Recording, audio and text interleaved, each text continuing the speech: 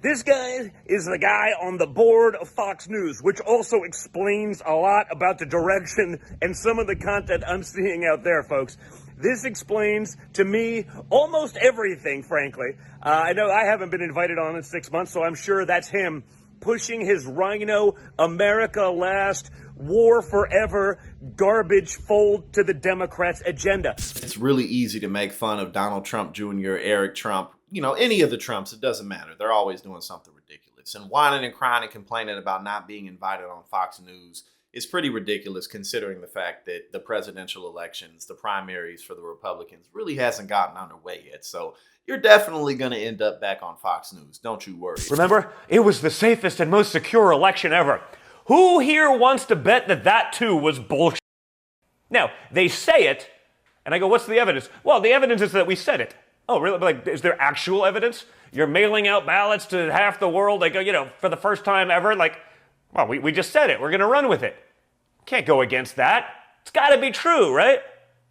Where's the reckoning? Especially as Donald Trump continues to pummel ahead of the field, as he does things like go to East Palestine in Ohio, as he does things like make his name known, as he does things like absolutely deliver haymakers to people like Ron DeSantis, Nikki Haley, or anybody else who dares to challenge him.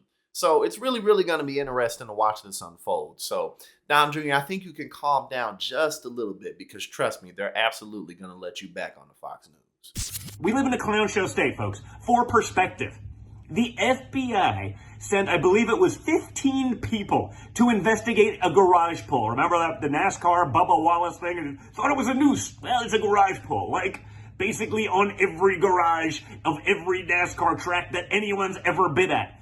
Didn't matter. 15 people. And if they don't send people to investigate this, then again, we live in a clown show state. Now, here's the thing. This type of stuff is going to work on Fox. It's going to work on the Republican Party because there's whispers, among the Republican elite, the wealthy elites is like, oh, we don't want this guy, Donald Trump, here anymore. But they've literally been saying that since 2015. They've been saying that since before Donald Trump won the Republican nomination back in 2015. So I'm not really buying the rhetoric that, oh, we're going to stick it to Donald Trump. We're going to do what we have to do to remove him. No, you're not. Because the more noise he makes, you're just going to kowtow, bend it over, and do what you always do.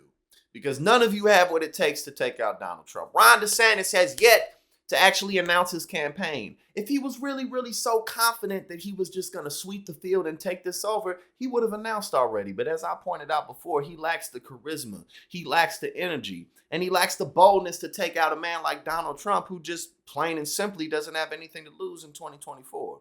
But look, at the end of the day, people like Paul Ryan at this point are beyond irrelevant. He really was never broadly popular in the country anyway or across the Republican Party. He was a Republican politician, but it's not like he took the country by storm. Ain't nobody talking about Paul Ryan. So him saying anything about Donald Trump is going to hold absolutely no weight. At the end of the day, middle American Republican voters still love Donald Trump. And when this election gets to kicking off, as I've said many, many, many times, the hypothetical strong campaign of Ron DeSantis that's yet to be even launched, if he doesn't do exceptionally well, then here comes Donald Trump. It's going to be Donald Trump versus Joe Biden again. You know what I'm saying? So look, I could be 100% wrong, but until Ron DeSantis actually launches his campaign, I don't care about any of the polls that show him beating Trump. I don't care about none of the hype. At the end of the day, you got to show. That's what it is.